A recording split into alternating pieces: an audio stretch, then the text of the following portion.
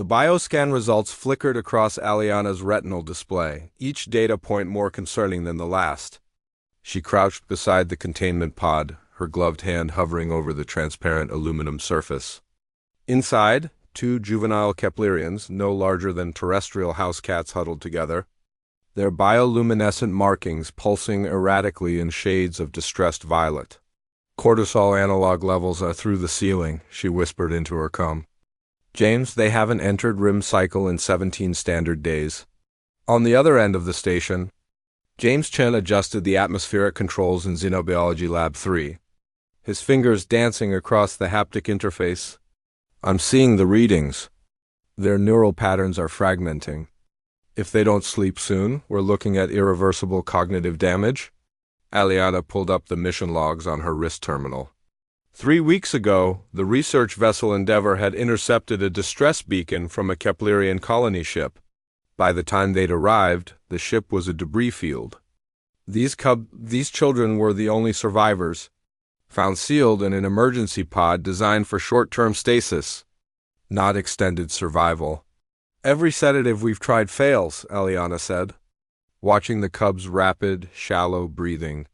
Their biochemistry keeps adapting, treating our interventions as toxins. Because they evolved on a planet with aggressive parasitic fauna, James replied, his voice tight with frustration. Their immune systems are hardwired to resist foreign substances. It kept them alive on Kepler 442b. Now it's killing them. Aliana stood, pacing the lab's sterile confines.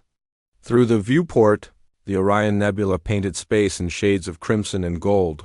Beautiful, indifferent. She'd spent 12 years studying xenobiology, had published breakthrough papers on non-terrestrial cognition. But none of it mattered if she couldn't help two terrified children sleep. What about the behavioral data? James asked. You reviewed the Keplerian cultural database we recovered? Cover to cover. Aliana pulled up the files, holographic text cascading before her eyes. Their species forms deep attachment bonds. Cubs require constant physical proximity to parental figures. They have this, she paused, searching for the right word, this ritual.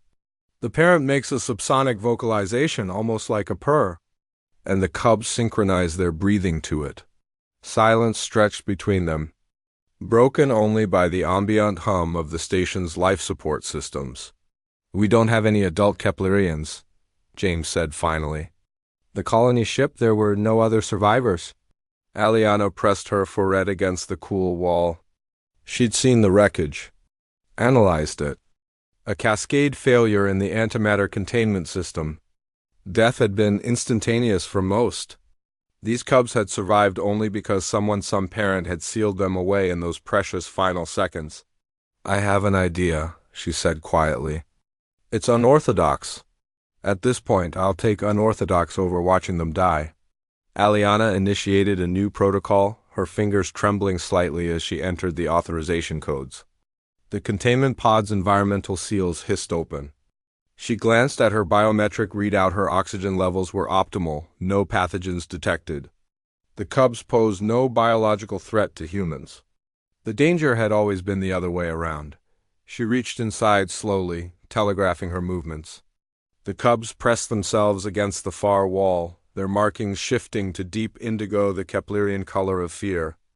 They were warm to the touch, their accelerated metabolisms burning through their limited fat reserves.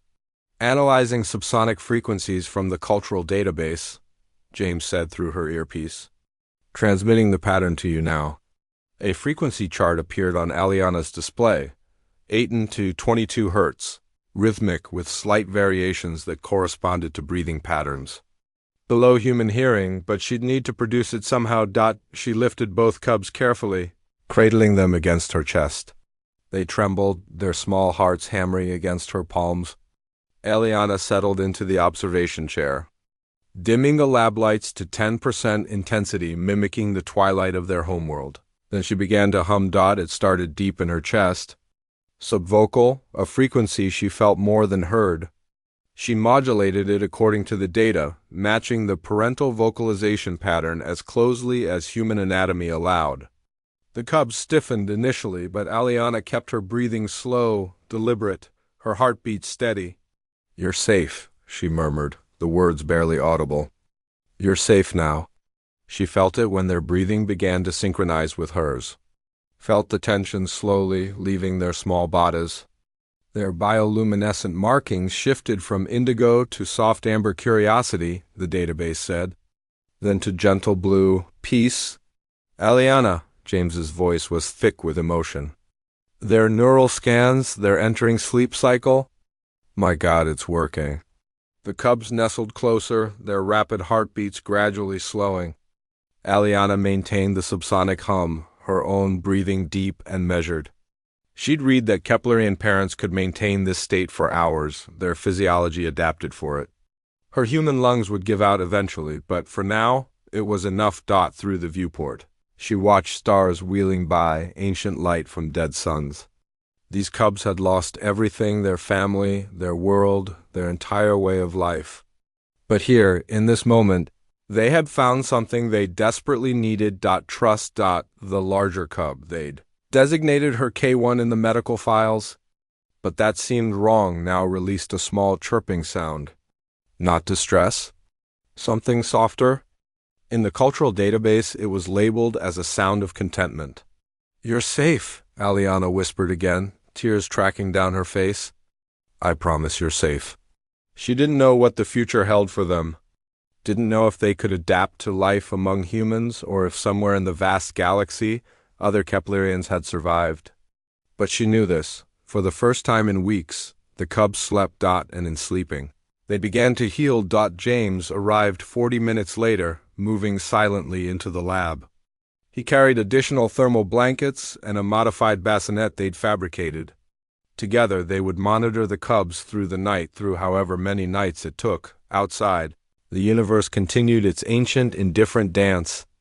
Inside Lab 3, two species reached across the void that separated them and found, against all odds, connection. The cubs slept, their gentle breathing synchronized with Aliana's heartbeat, and for the first time since the rescue, she allowed herself to hope.